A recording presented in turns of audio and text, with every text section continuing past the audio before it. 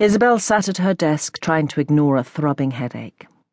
She stared at the page in the typewriter in front of her, but the words kept moving in and out of focus. It was a cold day, even for March, but she felt as if she was on fire. A wave of dizziness finally overcame her, and she laid her face on the desk. How lovely and cool it was. "For goodness sake," Audrey sighed. "Don't droop about here. Go home. There's no point being a martyr if the rest of us catch it." Jimmy Jones, the packer's son, was loitering in the doorway, picking his nose and waiting for Trudy to give him a parcel to take to the post office. "What are you staring at?" Audrey snapped. "Go and find her a taxi." "All right, keep your hair on," he muttered and slouched off. "You needn't worry," she told Isabel, who was trying to finish up. "Take the fare out of petty cash. Spoil yourself." Audrey helped Isabel on with her coat. Whilst the older girl's back was turned, Isabel slipped a manuscript that Stephen had given her inside her shopping bag. If she had to be ill, she'd want something to read. For the next 3 days, however, there was no question of reading anything. She slept, cocooned in the extra blankets that Vivian had dragooned their landlady into giving her, so she didn't have to spend precious pennies on gas. Nothing passed her parched lips and burning throat but water. Each evening when she came home, Vivian went and sat with her, sponged her face and tidied up the bed. On the 4th day she felt a little better, and on the 5th well enough to feel absolutely wretched. She missed her home. She missed her old bedroom.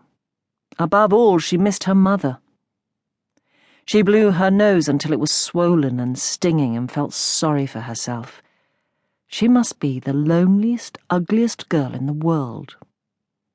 Everyone had forgotten her, and no one would ever love her again.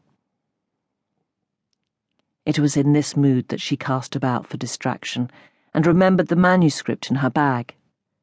She staggered out of bed and fetched it. An hour later she had forgotten her aching head and runny nose. She was completely caught up in a young man's voice as he told her a story of suffering, of love denied. She read until it grew dark, and Vivian knocked on the door to see how she was. She read again when Vivian left her later. She dreamed about the characters and woke in the night to find pages of the manuscript rustling round her on the bed.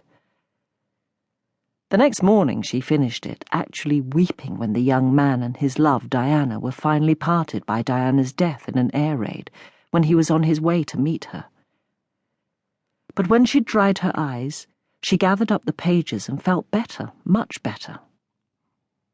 She sat up in bed, a coat around her shoulders, and wrote a long and enthusiastic report.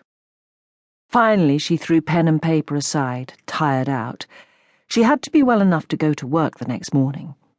If she arrived early, she could type up the report before tackling the pile of tasks that undoubtedly awaited her return, and eagerly anticipate Stephen's response. After a week of tense waiting, she asked Stephen, "I don't suppose you've had time to read that report on Hugh Morton's book I left you?" "Ah, I'm sorry, I forgot to tell you about that," Stephen replied with a guilty look, and her hopes fell. But then he said, "The author's coming in next week. I'll make sure the two of you are introduced." "We're publishing the book?" she asked in surprise and not a little anger. She was used to not being told much, to having to pick up information through opening the post or by correspondence she was asked to type. But she was hurt that he hadn't mentioned anything about this project. "His agent rang, accepting our offer this morning, so it certainly looks like it," Stephen said with a boyish smile. Then, more seriously, "What I'd like from you is a list of notes, a more detailed version of those changes you suggested in the report." "The ones about Diana, you mean?" He was actually allowing her to work creatively with an author. Suddenly he was forgiven. "Yes, I'm inclined to agree with you. She does lack spirit. I'll need to speak to him about it." "Oh, yes, of course." She was pleased that he wanted her notes, but